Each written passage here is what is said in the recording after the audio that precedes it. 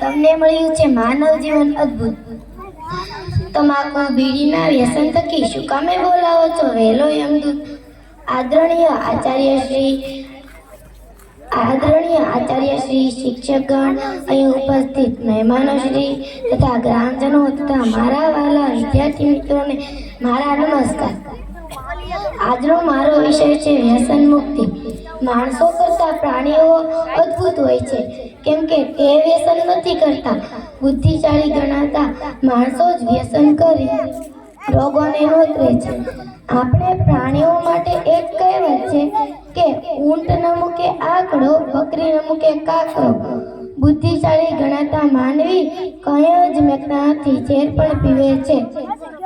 સિગરેટના દરેક પેકેટ ઉપર લખેલું હોય છે કે સિગરેટ પીવે તે સ્વાસ્થ્ય માટે હાનિકારક હોય છે।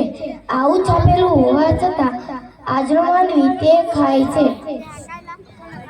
જો બાજુવાળો આપણા ઘરના આંગણામાં તેનો તમામ કચરો નાખવા આવે તો આપણે તેને નાખવા નથી દેતા, અને આપના પવિત્ર શરીરમાં રોજ ગુટકા, માવા, તમાકુ માટે કોઈ દિવસ ઝઘડો કર્યો છે?